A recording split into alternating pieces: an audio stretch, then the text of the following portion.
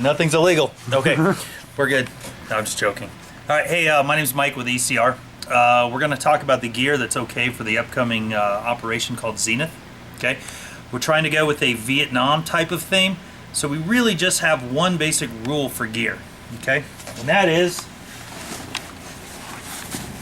no plate carriers. That's it. Okay, now a lot of people are wondering how expensive it is to actually outfit your gear, right? Well, I have a harness or a rig, what we call it, that I use in the Marine Corps, and this rig right here costs $30 to make. That's it, $30. Went to a local Army surplus store. It uses a web belt. Okay, it's a butt pack. When we're out there, it's going to be 2 1-quart canteen pouches and then a bunch of M16 pouches. Okay, now as an added benefit, I did add the LBE to it, which I will take off, and I will have a regular H harness on this piece of gear. So you'll see me running around with this. And by the way, Marines have used this gear all the way up through about 8 or 9 years ago. So it's actually fairly common too, or fairly new. Okay. The next thing is chest harnesses. You can use any chest harness, that's fine. Okay, even if you use a new Molly one. If you use a Condor based, or I want to call it a generic tactical tailor or something, rig like this was $25 on the internet. Okay, this holds 8 AK magazines, right? We also have my high-speed rig that I don't know what I'm doing, I'm just screwing around with it, but you could bring something like this too. Okay, try not to bring ACU pouches, but if that's all you have, that's fine. Okay. For the VC or NBA, we've got Joel, who showed up with his rig. He got this for how much? $10. $10 on eBay. Okay, this is all you're going to need, is something like this and a backpack. Any backpack will work. Okay, now that's it for gear. All we only care about is don't bring this. Okay, anything else is okay. There's going to be several different vehicles on the field. Day one, everything is primarily helicopter simulators, okay, except for the Jeeps. The Jeeps will always be Jeeps. Jeeps were commonly used in Vietnam for a multitude of logistical types of operations. For us, for Operation Zenith, it is all still just a Jeep, okay? Now, many of the Jeeps are open top. In fact, they all should be open top, and none of the Jeeps are armored, which means if you start shooting people in a Jeep, they're all dead. Okay? People get in, and people get out. Pretty simple. Okay? The next vehicle is a Suburban.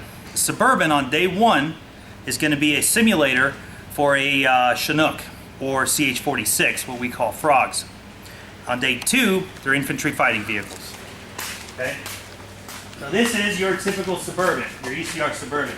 This truck's a truck. A truck is broken right now. We're in the middle of prototyping it. Okay? So while the Suburban is driving around the field, and the Suburban cannot be shot, the driver will open the door, put a red rag out of the window. Okay? What that means is he's in flight. He is several thousand feet above ground level, and you cannot attack him. Roughly 200 or 300 feet before he lands, okay, or simulated landing, the driver will pull the red rag out of the window and put it inside. Okay? That means the vehicle is now attackable because it is landing. Okay? Now, because these are CH-46 simulators / Chinook simulators for the op, all the ingress and egress is going to be through the back. Joel, you want to jump in? Sure.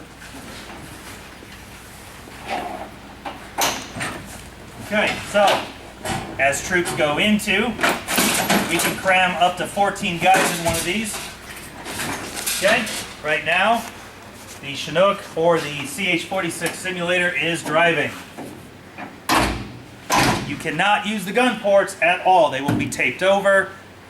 Only the drivers are going to untape them. Day one, no gun ports. Day two, gun ports.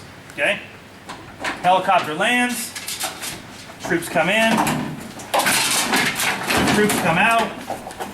troops start fighting from the back of the helicopter. Again, it is a Chinook or a CH-46. Those are rear-loading helicopters. Okay. Now, the airborne unit that was created by Andy for the op has a Huey, one Huey, and it's not a real Huey; it's a simulator. Okay.